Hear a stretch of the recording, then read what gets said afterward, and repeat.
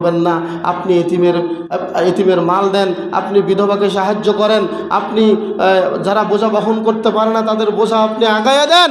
আপনার মতো একজন নেককার ব্যক্তিকে আল্লাহ বিপদে ফেলবেন না, আল্লাহ আপনাকে ধ্বংস করবেন না। আপনি ওই আল্লাহর উপরে ভরসা রেখে আপনি সামনে আগান, আল্লাহ আপনার সাথে আছেন। সুবহানাল্লাহ। এরকম বিবি আজকে পাবেন 1000 টাকার একটা শাড়ি আনতে পারে না, 10,000 টাকা খরচ করতে না পারলে তাড়াতাড়ি কিস্তি তোলো, তাড়াতাড়ি কিস্তি নাও, কিস্তি তো আছেই। একবার ভাবে না যে খাবার একদিন না হয় না খেয়ে থাকলাম, মানুষ কি একদিন না খেয়ে থাকলে মরে?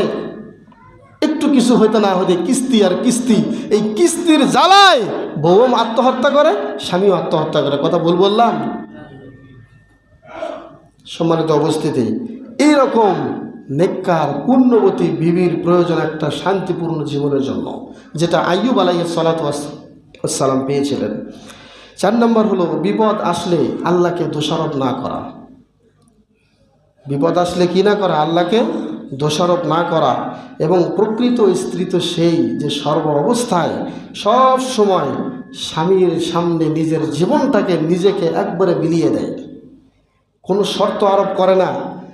বিবিকে স্বামী গিয়ে বলছে আমার মাথাটা ব্যথা করতেছে, বলছে ঠিক আছে, মাথা সুন্দর মতো মেসেজ করে দেবো, বলো আগে আগামীকাল একটা 10,000 টাকার দামে শাড়ি এনে দিবে নাকি?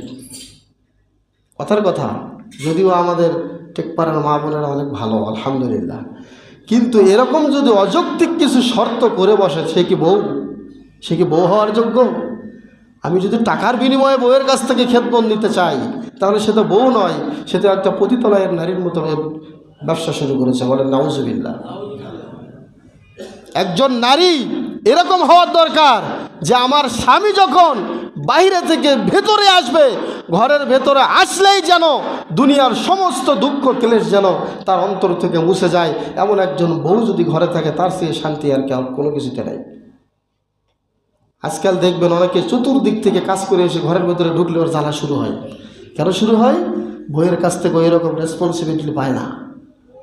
1 গ্লাস দুধ বা 1 গ্লাস শরবত, এই যে গরমের মধ্যে খেটে আসলো বন্ধ থেকে, মাঠ থেকে, স্বামীর কাছে একটু দৌড়ে যাবে, এই সময়টা তার হয় না। সে সংসারের 1000 কাজ নিয়ে ব্যস্ত। কিছু বললে বলবে আমি কি বসে আছি? আমি তো কাজই করতেছি, চোখটা দেখো না? আর আপনার 1000ও কাজ থাকুক, একজন স্বামী যখন মাঠ থেকে আসবে, কাজ থেকে আসবে, অফিস থেকে আসবে, দৌড়ে তার কাছে যেতে হবে, হাত ধরবেন, মাথাটা মুছে দিবেন, মুখটা মুছে দিবেন, 1 গ্লাস পানি তুলে দিবেন, দেখবেন আপনার স্বামীর মনটা ভরে যাবে। সম্মানিত উপস্থিতি, যাই হোক, একজন নেককার স্ত্রী সেই যে স্বামীর জন্য নিজের জীবন